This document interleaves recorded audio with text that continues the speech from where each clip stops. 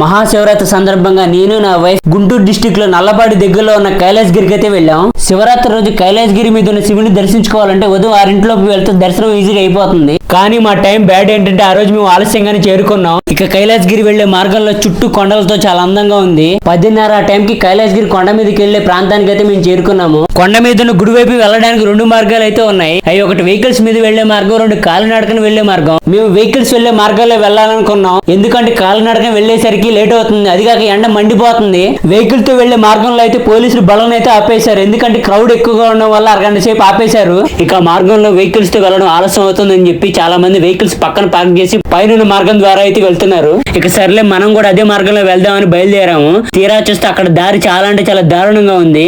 కాసేపు తర్వాత జనాభా తగ్గి రూట్ క్లియర్ అవడంతో వెహికల్స్ ని పంపడం పోలీసులు అయితే స్టార్ట్ చేశారు. సర్లే అమ్మయ్య ఇప్పటికైనా వదిలేరని చెప్పి కొంచెం ముందుకు వెళ్తే ట్రాఫిక్ అక్కడ ఇంకా దారుణంగా ఉంది. ఇక ఈ మార్గంలో వెళ్ళడం మన వల్ల కాదులే అని చెప్పి బైక్ ని పక్కన పార్క్ చేసి పక్కన నడక మార్గం అయితే ఉంది. నెమ్మదిగా ఆ మార్గంలో నడుచుకుంటూ వెళ్ళాం. కైలాసగిరి కొండపైకి వెళ్ళిన తర్వాత పైనుంచి కింద వ్యూ పాయింట్ చూస్తుంటే చాలా అందంగా ఉంది. చుట్టూ కొండలతో పొలాలతో పైనుంచి చూస్తుంటే చాలా అద్భుతంగా కనిపిస్తుంది. ఇక ఈ మార్గంలో కొంచెం దూరం నడుచుకుంటూ వెళ్తే శివుడి గుడి వచ్చేస్తుంది. మొత్తానికి శివుడి గుడికి అయితే వచ్చేసాం. అక్కడ టెంట్ ఓపడుతుంది చూశారు, అటువైపు వెళ్తే శివుడి గుడి వచ్చేస్తుంది.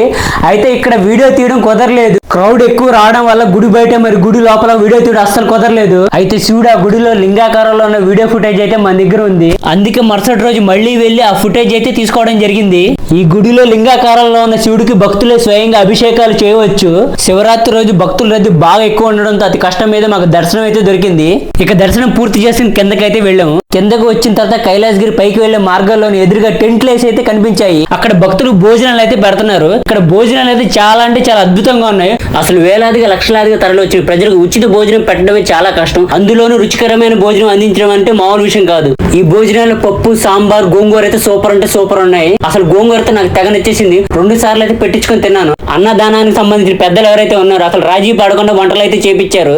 భోజనం అయిపోయిన తర్వాత అల్లం, కొత్తిమీర, ఉల్లిపాయలు వేసిన చల్లటి చిక్కడి మజ్జిగ అయితే ఇచ్చారు. నేనైతే 2 గ్లాసుల మజ్జిగ అయితే లాగిచ్చాను. భోజనం ఏర్పాట్లు చేసిన పెద్దలకు అన్నదాత సుఖీభవ అని చెప్పి అక్కడి నుంచి బయలుదేరాము.